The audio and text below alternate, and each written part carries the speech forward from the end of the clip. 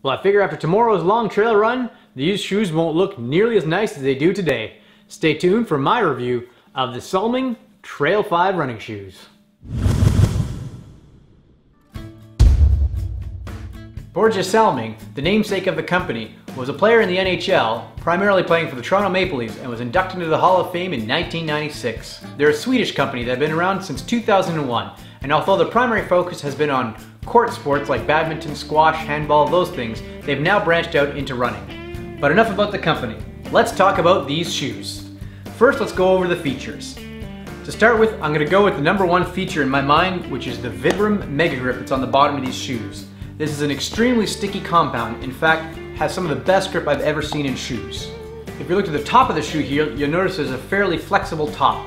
They actually call that their torsion guide system, and it's at a specific angle to your foot that is more natural to the curve when you're actually pushing off things.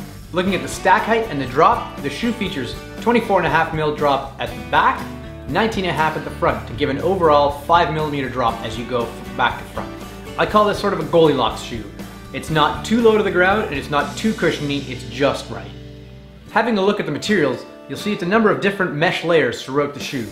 In the middle section here, they've got what they call their exoskeleton, which provides stability on side to side to keep your foot stable. Towards the front, you'll see the rock shield, which is sort of a rubberized layer to prevent rocks from tearing into the mesh. In terms of the overall weight of the shoe, they're a nice and light 550 grams for my size 8.5 shoe, which means when you're running long distances, you barely feel the weight after you've been going for a while. So now that we've talked about the features, let me give you my overall impressions. I've had them for over a month now and put them through quite a few different runs. In fact, fresh out of the box, I took these on a 43K technical trail run and was very impressed that I had no problems whatsoever.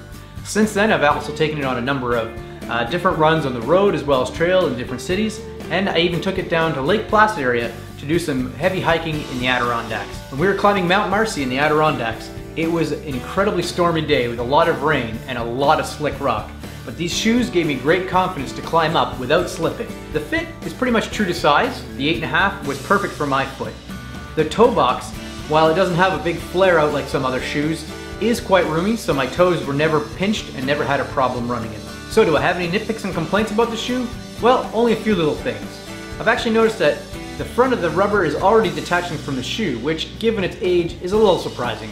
Like most shoes, I do also have some concerns about the delicateness of the fabrics and whether or not rocks will puncture the side. So far so good, but it's something I'll be keeping an eye on. All in all, as the back of the shoe says, these are no nonsense.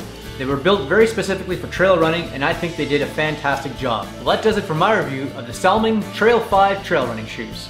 Although they're relatively new in Canada and North America, if you can get your hands on a pair to try out, it's well worth it. For more information on these and all their other products, you can head to the Salming website.